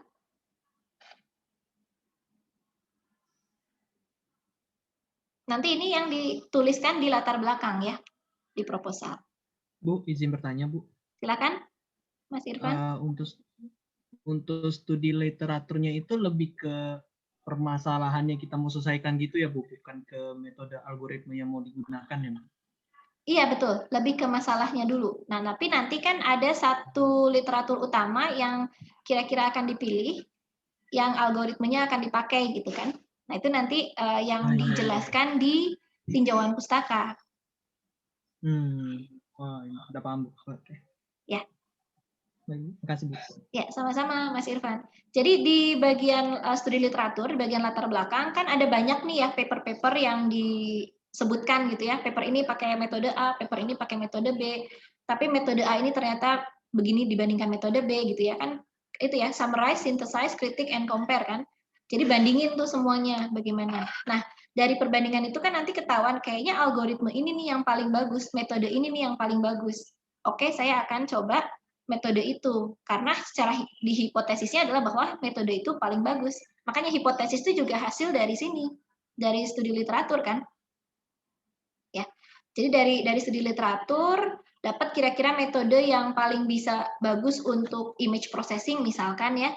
Sehingga itulah metode yang akan dipakai untuk menyelesaikan permasalahan saya. Misalkan tadi apa? Deteksi penyakit tanaman ya berdasarkan image daunnya misalkan ya. Nah, berarti studi literatur dulu tentang metode-metode image processing ya. Tidak perlu ke masalah yang penyakit daun, pokoknya yang generalnya kan image processing sebetulnya ya. Nah, image processing itu ada apa aja metodenya? Silahkan di-compare. Nanti hipotesis bahwa ternyata yang paling bagus adalah yang metode A, maka itulah yang akan diambil karena hipotesisnya itu paling bagus. Nah, baru nanti di tinjauan pustaka, di bagian tinjauan pustaka, yang metode A itu tadi yang dideskripsikan secara detail gitu. Ya. Ada lagi? Cukup ya? Baik. Nah, sekarang ini sudah latar belakang, berarti kan dari sini ya, dari studi literatur itu dapat bisa dituliskan di latar belakang kan, latar belakang, terus masalah, jadi tahu kan masalah itu gap yang masih ada di sini gitu, misalkan algoritma A tadi itu paling bagus untuk image processing, tapi belum ada yang make untuk deteksi penyakit tanaman dengan daun ini apalah gitulah ya. Jadi belum ada yang dipakai, algoritma itu belum dipakai untuk mendeteksi penyakit yang A tadi yang kita mau deteksi itu gitu ya misalkan. Berarti artinya kita punya kebaruan di masalahnya kan, metodenya pakai metode orang, tapi masalahnya masalah kita gitu ya. Nah itu jadi masalah penelitiannya itu tadi ya, metodenya bagus tapi belum dipakai di masalah saya ini gitu. Oke. Nah kemudian pertanyaan penelitiannya itu seperti apa? Oh ya silakan. Izin Bu, potong Bu ya. Ya. Maaf, kalau misalnya gini Bu, misalkan saya baca kan tentang contoh ya, misalkan ARBS Bu ya, asosiasi, terus apa namanya di daftar pustakanya kan daftar pustaka yang di asosiasi ini kan ada SPM kan super permission. Nah terus ketika nanti apakah saya boleh Bu ngambil SPM, tapi ya tentu apa namanya studi kasusnya beda gitu Bu, apakah boleh Bu? Boleh Pak, boleh sekali. Jadi metodenya ini sama dengan yang tadi ya, berarti metodenya sama gitu, tapi harus ada alasan kenapa kok pakai SVM. Silakan Bapak cari-cari literatur review gitu ya, ternyata SVM itu punya kekuatan di mana-mana gitu, sehingga itu dipakai untuk metodenya Bapak gitu, tapi masalahnya masalah yang lain gitu. Boleh sekali. Berarti ya Bu, saya ngambil metodenya tapi di daftar pustaka ya Bu, tidak di paper yang tersebut ya Bu. Gimana maksudnya? Ya berarti boleh saya mengambil metodenya di daftar pustaka, tidak di paper yang daftar pustakanya tersebut ya Bu ya, yang tadi saya jelaskan. Gimana maksudnya di daftar pustaka? Daftar pustaka tuh yang paling belakang kan ya, referensi, ya, list of kan referensi. Ada referensinya. Nah, metodenya itu ada di referensinya Bu, bukan di papernya gitu loh. Kan tadi saya jelaskan papernya kan tentang asosiasi, tapi di di daftar pustakanya ada referensi tentang SPM gitu loh Bu. Jadi saya mengambilnya, metodenya ada di daftar pustaka. Oh iya boleh, tapi kan ditulis juga kan di tempatnya Bapak, di laporannya Bapak kan ditulis juga ya. Ditulis di bagian latar belakang kan? Ya, tetap ditulis ya. Oke, kalau misalnya ditulis berarti kan nanti muncul di daftar pustaka ya, referensinya itu gitu ya. Baik. Ya, maksudnya tidak. Gimana? Internet saya kayaknya kurang bagus. Ya, gimana Pak? Cukup Bu. Oh, cukup baik. Baik. Nah, sekarang kita masuk ke pertanyaan penelitian ya. Nah, pertanyaan penelitian itu specific questions that the researcher wants to answer to address the research problem ya. Jadi apa sih yang ingin dijawab gitu ya? Apa yang ingin dilakukan ya kan? Misalnya, ini teman-teman suka banyak yang salah nih, baik S1 maupun S2 ya. Suka banyak yang salah. Misalkan problemnya adalah the research community does not know which sources and resources plagiarizers use on the internet or the methods of analysis that beyond doubt could establish the likelihood of plagiarism. Subproblemnya ini kan topik ya, general problem ini topik. Kemudian topiknya dipersempit supaya masalahnya lebih jelas ya, lebih kalau bisa kan masalah kita lebih sempit ya kan, supaya time frame-nya terpenuhi. Nah, ini subproblemnya misalnya yang ini, sources of plagiarized academic material have not yet been identified. Jadi kita belum tahu material apa saja yang dipakai untuk diplagiat gitu ya. Nah, maka pertanyaan risetnya adalah di mana di internet orang-orang yang plagiat itu mendapatkan sumber-sumber yang diplagiat tersebut gitu. Jadi pertanyaannya adalah di mana? Di internet orang-orang mendapatkan sumber plagiatnya gitu. Ini terkait dengan subproblemnya kan ya. Jadi pertanyaan penelitian itu nanti nyambung dengan perumusan masalah. Jadi kayak ini sebenarnya ini masalah nih ya. Nah, jadi yang ini general problem ini sebetulnya itu adalah masalah. Kalau nanti di proposalnya ini masalahnya. Subproblems itu berarti perumusan masalah, dipersempit kan? Perumusan masalah. Kita persempit lagi. Kenapa? Karena kalau semuanya nggak cukup waktunya ataupun biayanya ya. Jadi sudah ada masalah, dirumuskan masalahnya. Kemudian ini research question. Nah, research question itu terkait dengan ini rumusan masalah. Gitu. Ya. Research question itu terkait dengan perumusan masalah. Baik, ada pertanyaan sampai sini? Cukup ya? Nah, kemudian masuk ke tujuan penelitian. Tujuan penelitian itu apa? Tujuan penelitian itu tujuan akhir yang akan dicapai oleh peneliti. Jadi intinya goal setting ya.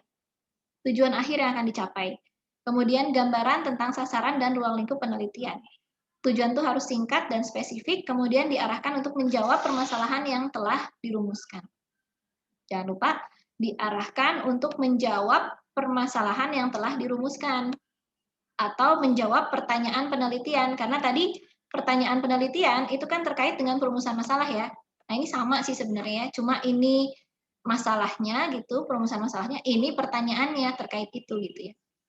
Sedangkan tujuan itu bagaimana cara menyelesaikan ini nih, baik perumusan masalah maupun research question.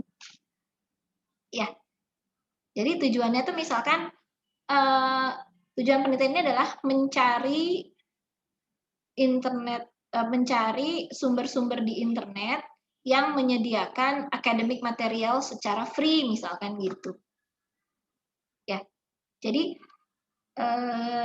untuk menjawab research question-nya ini gitu. Metodenya apa? Jadi metode itu masuknya di tujuan ya. Metode itu masuknya di sini, bukan di pertanyaan. Ya, teman-teman tuh banyak yang salahnya di situ. Jadi metode itu sudah dimasukin ke sini duluan, bukan. Padahal metode itu adanya di tujuan. Jadi kebanyakan, nanti kita lihat contohnya lah ya. Kebanyakan pertanyaan dan tujuan itu mirip-mirip. Jadi misalkan yang salah nih, yang salah tuh pertanyaannya bagaimana cara mengimplementasikan metode A. Ini ya, bagaimana, ini yang salah ya, mengimplementasikan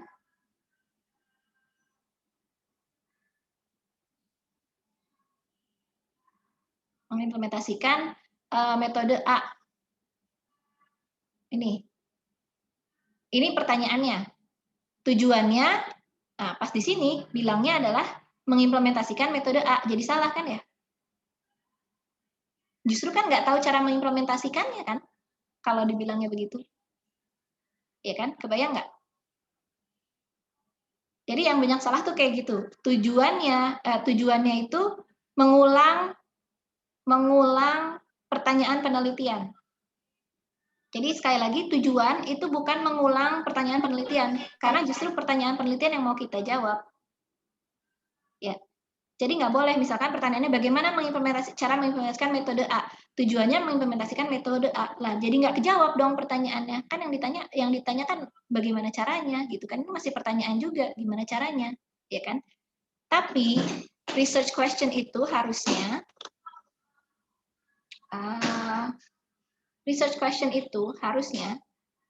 misalkan apa ya? Bagaimana cara saya hapus, terus saya tulis ulang, yang benar ya harusnya. Bagaimana cara mengidentifikasi, misalkan mau mengidentifikasi penyakit tanaman tadi lah ya yang paling gampang ya. Bagaimana cara mengidentifikasi penyakit tanaman. Tanaman A dengan akurasi yang tinggi misalkan ya.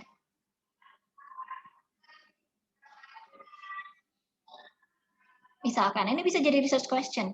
Bagaimana cara mengidentifikasi penyakit tanaman A dengan akurasi tinggi? Metode belum disebut di situ, karena kan seolah-olah kita belum tahu kan ya. Nah, kemudian tujuannya adalah mengimplementasikan metode A untuk gitu ya, untuk mengidentifikasi penyakit tanaman, misalkan gitu. Atau metode apa tadi kan penyakit tanamannya nama A ya, berarti metodenya B misalnya. Metode B untuk mengidentifikasi penyakit tanaman A gitu ya. Nah, jadi metodenya itu munculnya di tujuan. Ini boleh. Kenapa? Karena tujuan itu kan harus menjawab research question. Kira-kira apa sih cara untuk menjawab permasalahan itu gitu ya. Ya, ada pertanyaan?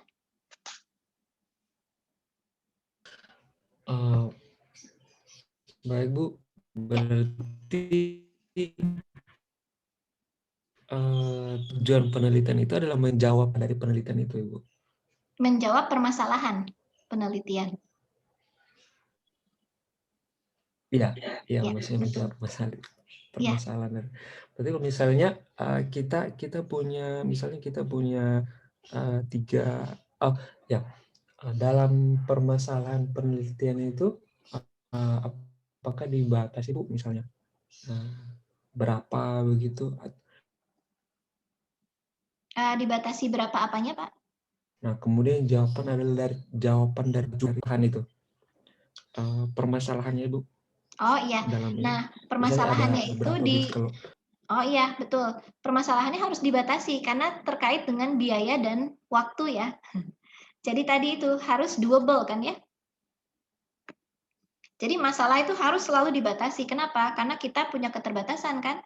Punya time frame dan punya budget. Kalau masalahnya terlalu luas, terlalu banyak, nanti nggak cukup diselesaikan dalam 1 tahun kan. Nah, jadi silakan dipikirkan masalah yang sangat kecil aja nggak masalah. Ya, sangat-sangat sempit lah ya. Supaya bisa dikerjakan, supaya bisa dijawab dalam waktu yang singkat, gitu kan. Karena kan Bapak, Ibu, dan teman-teman semua punya waktu yang terbatas untuk menyelesaikan S2 ini, gitu kan. Ya. Ada lagi? Cukup? Terima kasih. Ya, baik, sama-sama. Nah, kemudian benefit. Benefit nanti menjelaskan kontribusi. Ini mah sudah jelas lah ya nanti yang akan diperoleh dari hasil penelitian dan pihak yang akan mendapatkan manfaat. Misalkan tadi mengidentifikasi penyakit tanaman, nah berarti benefitnya nanti untuk petani misalkan ya lebih produktif gitu ya. Ini mah ya biasalah ya untuk kalau penelitian ini berhasil, kira-kira siapa yang mendapatkan manfaatnya? Stakeholder-nya siapa saja yang akan diuntungkan gitu ya. Ini mah pinter-pinternya aja ya mengaitkan dengan masalahnya. Ya. Oke. Nah, kemudian ini tadi yang hipotesis ya. Hipotesis itu kesimpulan sementara terhadap masalah penelitian. Jadi di sini keywordnya adalah kesimpulan sementara. Dan kebenarannya harus diuji, masih harus diuji nih. Kebenarannya masih harus diuji. Jadi ini nanti harus dijawab melalui penelitiannya. Ya. Nah, kemudian kalau dari pengertian Oxford Dictionary, hipotesis adalah a supposition or proposed explanation. Proposed explanation ya, baru propose. Made on the basis of limited evidence. Nah, masih limited evidence-nya ya. Tapi tetap harus ada evidence-nya, evidence awal ya. Ini biasanya dari paper-paper ya. Ada bukti bahwa ini algoritma A itu bagus gitu ya. Nah, bukti yang limited itu dipakai sebagai starting point for further investigation. Ya. Jadi nanti kalaupun investigasinya hasilnya tidak sesuai, nggak masalah. Justru kita bilang bahwa ternyata kalau untuk masalah ini, algoritma itu tuh nggak cocok, nggak apa-apa. Kan malah kebaruan di situ ya. Ada pertanyaan?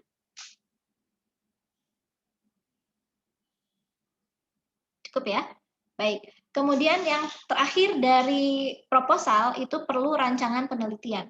Metode tahapan penelitian lah ya.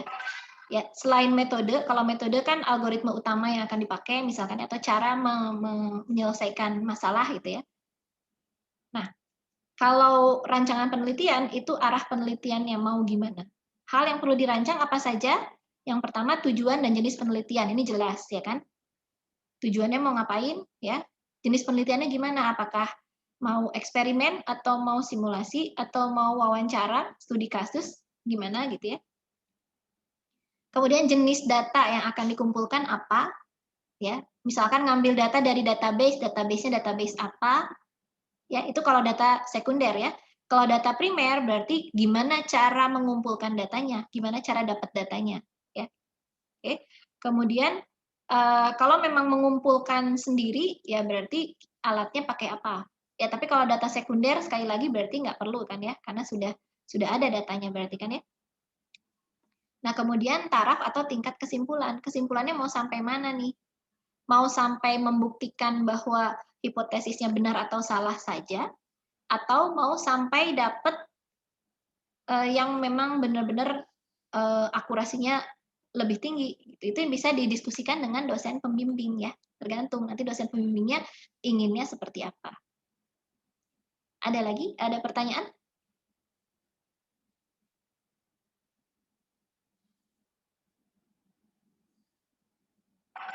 Cukup ya? Nah, kemudian masuk ke struktur ya. Kita tinggal 10 menit lagi. Jadi, struktur proposal penelitian ya, teman-teman. Silakan ini diingat baik-baik bahwa proposal penelitian itu harus punya judul, nanti ada ringkasan, itu di awalnya. Kemudian di bagian 1 itu ada pendahuluan. Pendahuluannya itu ada di dalamnya ada latar belakang tadi ya, yang state of the art itu ya, yang studi literatur yang dikumpulin berbagai metode gitu dibandingkan satu sama lain ya. Ini tuh systematic literature review sih sebenarnya ini ya, latar belakang tuh ya. Kemudian dirumuskan masalahnya. Dari yang tadi itu kira-kira mau apa sih yang dilakukan? Apa sih yang belum pernah dilakukan orang gitu ya? Ada masalah apa yang ketinggalan gitu ya? Research gap-nya apa? Ya. Baru kita tujuan penelitian. Ya. Misalkan perumusan masalahnya tadi apa sih belum ada metode yang bisa menghasilkan akurasi tinggi misalkan. Tujuan penelitiannya mencoba metode ini untuk menghasilkan akurasi yang lebih tinggi. Ya. Jadi perumusan masalah misalnya belum ada metode yang berhasil menghasilkan akurasi tinggi untuk mendeteksi penyakit tanaman A. Tujuan penelitiannya mencoba metode B untuk mengidentifikasi penyakit tanaman A dengan harapan ininya lebih tinggi, akurasinya lebih tinggi gitu kan. Ya. Manfaatnya nanti kalau misalnya akurasi tinggi, jadi petani lebih terbantu atau gimana gitu kan ya. Nah, kemudian ruang lingkup penelitiannya. Ruang lingkup penelitiannya juga perlu, kenapa? Ya, karena tadi untuk membatasi masalah ya. Untuk membatasi, misalkan ruang lingkup eksperimen atau data diambilnya hanya dari wilayah Bogor, misalkan. Ya, atau nanti penelitiannya dibatasi hanya sebatas simulasi saja, misalkan, tanpa eksperimen, nggak apa-apa. Pokoknya dijelaskan saja di sini apa batasan-batasannya ya. Kemudian tinjauan pustaka. Nah, tinjauan pustaka ini beda dengan latar belakang tadi. Di latar belakang kan ada literatur review juga ya. Gitu. Tapi kalau di latar belakang kan semua metode dibandingin gitu. Kelebihan kekurangan, tapi singkat-singkat aja. Kalau di tinjauan pustaka ini sudah ke metode utama yang akan dipakai. Ya, jadi tinjauan pustaka ini fungsinya untuk menjelaskan teori tentang metode utama atau algoritma utama ya, metode atau algoritma utama yang akan dipakai selama penelitian gitu ya. Jadi ini beda dengan yang di sini ya. Karena apa? Yang di sini itu kan general ya. Hanya membandingkan secara general, tidak sampai ke teori-teorinya. Kalau di tinjauan pustaka ini kita sudah bisa bahas tentang teorinya ya. Gitu. Nah, baru metode. Di metode ini berarti dalamnya ada peralatan penelitiannya apa, data penelitiannya bagaimana, cara mengambilnya, gitu kan, cara mendapatkannya, kemudian tahapan penelitiannya, ya, biasanya dalam bentuk flowchart. Setelah itu, jadwal penelitian, ini terakhir. Ada pertanyaan sampai sini? Izin bertanya, Bu. Silakan. Untuk tinjauan pustaka, ini kan yang saya tangkap sekarang itu adalah teori tentang metode utama algoritmenya. Nah, misalnya kan saya penelitiannya itu tentang COVID ya, Bu. Nah, itu tentang COVID-nya dijelaskan nggak, Bu, di tinjauan pustaka? Apa cukup di pendahuluannya aja? Tergantung. Irfan, COVID-nya tentang apa nih? Drug Apanya dulu? repurposing gitu, Bu. Gimana? Drug repurposing, penggunaan obat. Penggunaan obat. Nah, apakah penyakit COVID-nya itu penting gitu? Misalkan bagaimana karakteristiknya terkait dengan obatnya gitu, penting nggak? Kalau memang penting, maka teori COVID-nya perlu dimasukkan ke tinjauan pustaka. Tapi kalau tidak penting, Lebih ke latar belakang, berarti masuknya di latar belakang, ya kan? Misalnya lebih ke arah COVID ini penderitanya makin banyak yang meninggal gitu misalnya, itu berarti masuknya di latar belakang kan, untuk menarik orang supaya tertarik dengan risetnya Irfan gitu. Tapi kalau misalnya kan saya target ke Bu, berarti itu masuknya ke tinjauan pustaka apa gimana, Bu? Maksudnya bahas protein-protein yang ada di COVID-nya itu, Bu? Oh, kalau bahas protein-protein yang ada di COVID, karena itu kan penting ya untuk melakukan penelitiannya, berarti masuk dong ya. Protein-protein yang ada di virus COVID misalkan gitu. Penting sekali berarti kan. Nah, perlu berarti. Kenapa? Karena nanti risetnya pakai itu kan, teori tentang protein-protein yang ada di COVID misalkan. Masuk berarti. Ada lagi? Jadi tidak sekedar metode utama aja ya, tapi juga apa ya, tentang pengetahuan tentang datanya misalkan, atau tentang ya gitu. Ya, karena untuk penelitian Irfan misalkan ya, struktur protein COVID itu mungkin perlu untuk struktur protein COVID itu mungkin diperlukan untuk bisa mengimplementasikan metodenya misalkan gitu kan ya. Nah, berarti itu teorinya itu untuk menunjang implementasi metodenya kan gitu. Makanya penting untuk dibahas juga. Ya. Baik, Bu. Ya, ada lagi? Terima kasih. Ya, sama-sama. Ada lagi? Cukup ya. Nah, baik. Nah, sekarang masuk ke tugas membaca ya. Jadi harapannya hari ini atau sampai minggu depan lah ya. Karena sudah pukul 9.33. Oke, harapan saya teman-teman membaca ini ya, Panduan Penulisan Karya Ilmiah IPB edisi keempat. Ini edisi yang paling baru tahun 2020. Ini sudah bisa diakses di New LMS ya. Sudah saya masukkan di situ. Silahkan nanti dibaca. Sampai kalau bisa sampai ini ya, apa sih yang harus ada di pendahuluan ya, latar belakang tuh apa, perumusan masalah tuh apa. Nanti kita lihat sebentar deh bareng-bareng. Tapi di situ sudah jelas semua apa yang harus dituliskan di mana-nya. Ya, jadi tadi seperti pertanyaan Irfan tentang apakah protein COVID perlu ditulis di tinjauan pustaka, itu ada juga penjelasannya di PPKI ya. Tinjauan pustaka itu harus mencakup apa saja. Ya. Oke, nah itu akhir kuliah kita. Sebentar, saya ingin ke New LMS dulu. Kita lihat bareng-bareng PPKI edisi 2020 ya. Nah, jadi ini PPKI tahun 2020. Isinya itu mulai halaman. Nah, di bab 2-nya itu ada etika ya. Etika dalam penulisan dalam penelitian dan penulisan karya ilmiah. Jadi ini terkait yang tadi ditanyakan oleh Pak siapa? Pak Syafnul ya atau Pak Isidorus ya, lupa saya. Pokoknya intinya adalah tidak boleh ini ya, salah satunya itu plagiarisme. Ya, jadi mencuri gagasan, pemikiran, proses, dan hasil penelitian orang lain, baik dalam bentuk data maupun kata-kata. Nah, berarti nggak boleh langsung copy-paste, itu nggak boleh. Karena kata-kata itu hasil pemikiran orang lain ya. Kalau kita mau masukin kutipan, kalau kita mau mengutip, maka kita harus paraphrase, kita harus menuliskannya dengan kata-kata kita sendiri. Gitu ya, ini termasuk. Artinya kita harus paham dulu maksud si penulisnya apa, baru kita tulis ulang dengan kalimat kita sendiri. Karena kata-kata itu termasuk pemikiran orang kan, jadi kalau kita ambil begitu saja, artinya kita mencuri pemikiran orang gitu ya. Gitu ya. Kemudian ada falsifikasi ya, data dipalsukan dengan mengubah atau melaporkan secara salah, termasuk secara sengaja membuang data yang bertentangan. Nah ini, secara sengaja membuang data yang bertentangan untuk mengubah hasil itu nggak boleh. Jadi kalau teman-teman ada yang pakai praproses data, ada data-data yang dibuang, itu harus ada justifikasinya. kenapa dibuang dan apakah boleh dibuang. Tidak boleh sekedar membuang data karena kalau data itu dipakai hasilnya jadi jelek, misalkan gitu, nggak boleh gitu ya. Tapi harus ada secara saintifik bisa dijelaskan kenapa kok data ini harus dibuang. Gitu. Ya.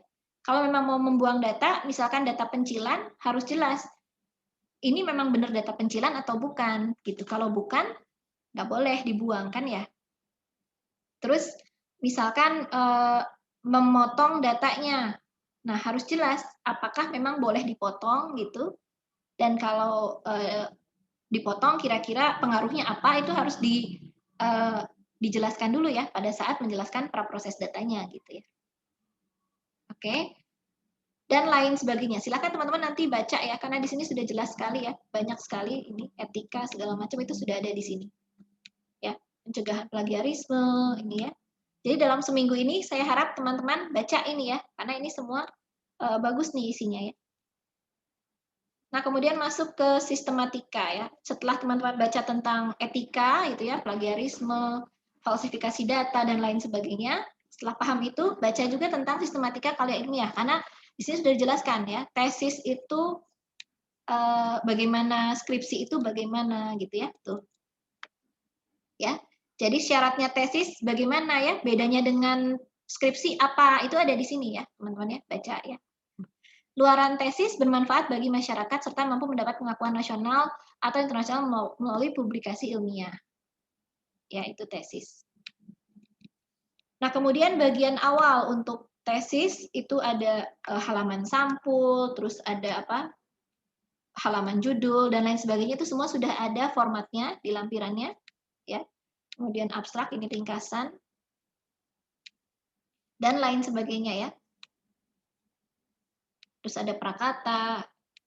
Nah, kemudian bagian utama. Nah, ini teman-teman diharapkan setelah kuliah ini sudah bisa menyusun bagian utama dari proposal ya. Jadi terdiri dari apa? Pendahuluan tadi yang sudah saya bilang ya, pendahuluan.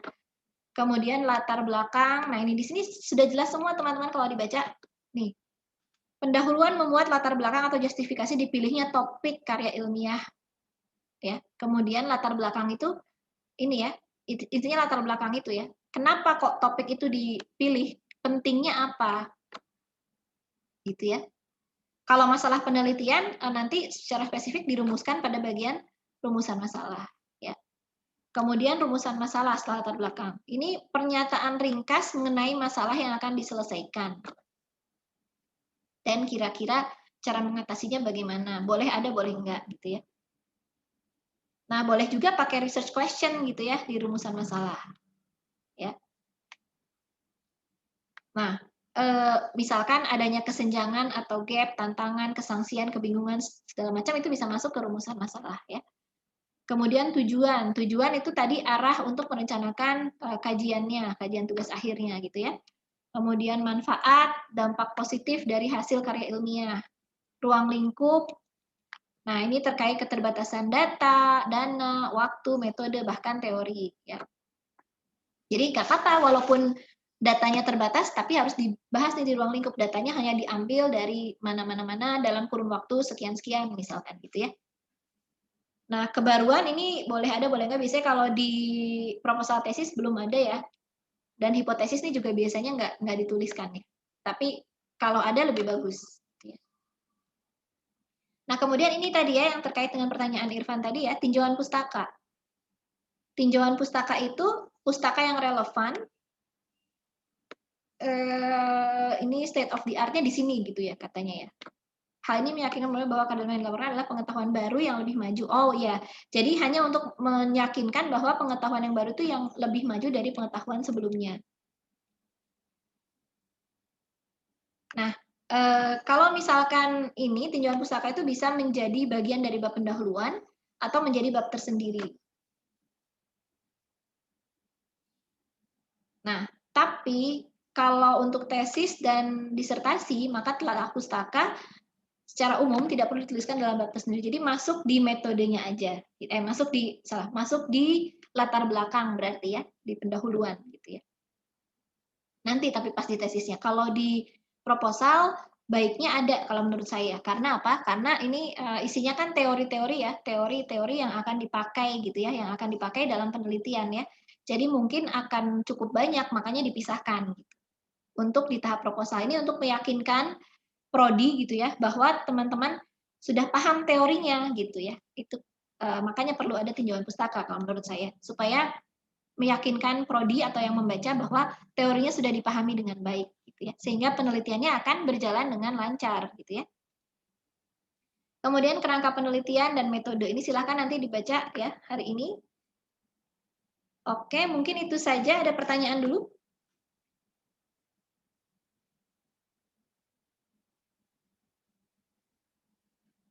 Sepertinya untuk ahli upload juga di New LMS atau enggak ya, Bu? Bagaimana? Untuk PowerPoint yang tadi Bu Karlisa sampaikan, ya. Itu kalau nggak salah saya lihat belum ada di New LMS. Apakah ya. nanti akan diupload? Ya, nanti akan saya upload ya ini. Ya, baik, akan saya upload sebentar lagi. Terima kasih sudah diingatkan. Ada lagi? Baik, Bu. Bu, silakan. Itu yang di New LMS ya, buku for science isinya masih buku research ini, Bu, metodologi. Ya, research metodologi ya, betul. Oh, sama ya berarti ya, Bu. Maksudnya link yang research metodologi itu sama, Bu, isinya sama yang writing for gitu. computer science. Oh, harusnya beda. Oh, saya salah upload berarti. Sebentar. Upload.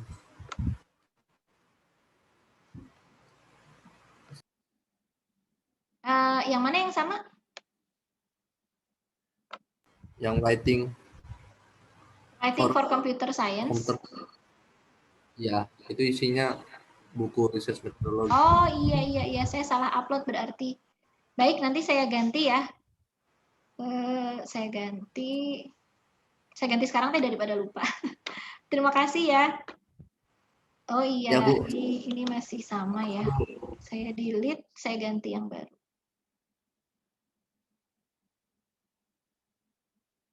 Ya, terima kasih sudah diingatkan. Ada lagi yang lain sambil saya mengupload? Bu, bertanya Bu. Ya, silakan. Tadi kan ada tugas pengumpulan yang proposal ya Bu ya.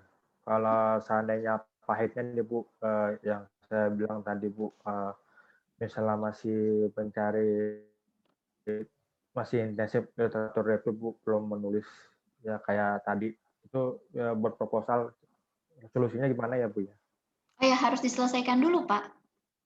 Tapi kan masih lama ya, maksudnya mengumpulkannya itu nanti kalau kita lihat di kontrak, mana ya kontrak kuliahnya ya? Nah ini, kalau kita lihat di kontrak itu mengumpulkannya itu masih pertemuan setelah UTS ya kalau nggak salah. Nah di sini kita kan belum mengumpulkan apa-apa ya, di sini tuh masih teori-teori gitu kan, di pertemuan 1 sampai 7 ya, sampai UTS itu masih teori-teori. Nah, kemudian Bapak Ibu nanti teman-teman akan mengumpulkan tugas itu mulai setelah UTS. Mulai setelah UTS itu banyak tugas nih ya. Yang ke-8 itu nanti pengumpulan tugas dan diskusi tentang systematic review gitu. Nah, nanti systematic review ini bisa dimasukkan ke latar belakang kan sebetulnya ya, state of the art ya.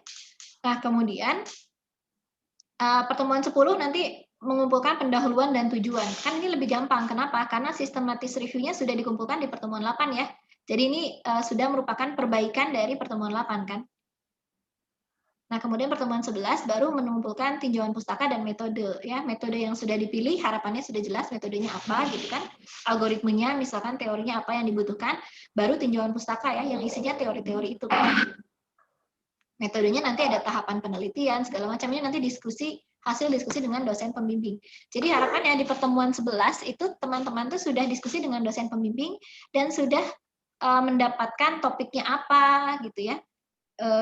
Teori yang dipakai mau apa, algoritmenya mau apa, tahapan penelitiannya kira-kira seperti apa, itu sudah ya di pertemuan 11. Baik, ada lagi? Kalau punten Bu, maaf Bu, kalau sistematis review ini berarti hasil dari literatur review Bu ya? Ya, betul. hasil dari literatur review. Oke Bu, makasih. Ya, sama-sama. Makasih. Sama-sama. Ada lagi? Ini saya sambil upload yang writing for computer science. Untuk presensi belum bisa diisi ya, Bu? Oh iya, absensi belum. Saya belum isi BAP. Nanti sebentar lagi setelah kuliah ini akan saya isi ya. Jadi PR saya 2 ya, upload PPT-nya sama isi BAP kuliah. Atau saya isi sekarang deh supaya teman-teman bisa langsung absen ya.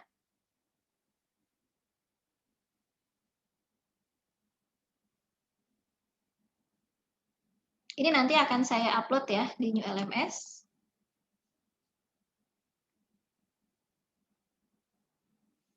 MPPI. Kita hanya satu kelas kan ya MPPI ini ya?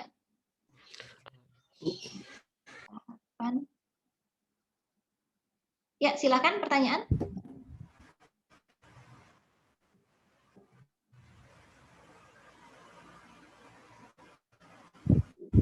Silakan ada pertanyaan. Presensinya Bu, pertemuan ketiga belum Ya, di-share. ya ini saya isi. Oke, sudah saya isi ya teman-teman ya. Silakan boleh absen. Sekalian saya save PDF. Sekalian saya nunggu kalau ada yang ingin ditanyakan lagi.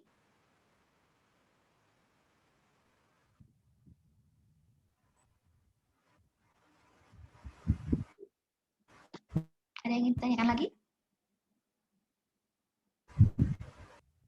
Baik, kalau tidak ada yang ditanyakan, berarti mungkin kuliahnya kita akhiri dulu teman-teman ya, silahkan. Harusnya kan jadwalnya sampai jam 10.30 ya. Nah, berarti masih ada sisa waktu sedikit lah ya untuk teman-teman. Kok di sini dibilangnya sampai 10, oh ya karena 3 SKS ya.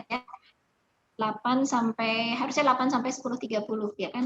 Tapi ada waktu sisa ya teman-teman ya.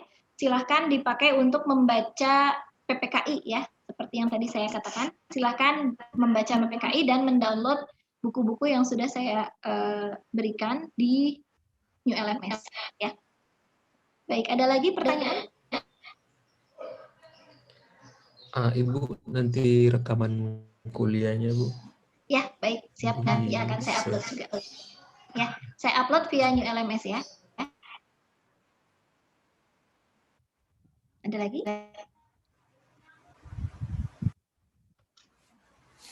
Cukup mungkin ya. Baik, kalau sudah tidak ada pertanyaan lagi, insya Allah kita bertemu lagi minggu depan ya. Kita akan bicara lebih detail mengenai itu ya. Mungkin contoh akan saya berikan minggu depan saja ya. Contoh-contoh penulisan tujuan dan lain sebagainya untuk proposal ya. Kita bisa diskusi lagi minggu depan insya Allah. Baik, terima kasih Bapak Ibu dan teman-teman atas perhatiannya. Saya tutup kuliah hari ini. Assalamualaikum warahmatullahi wabarakatuh. Waalaikumsalam warahmatullahi wabarakatuh. Terima kasih Bu. Terima kasih. Ya, terima kasih. Jangan lupa dibaca ya PPKI-nya ya.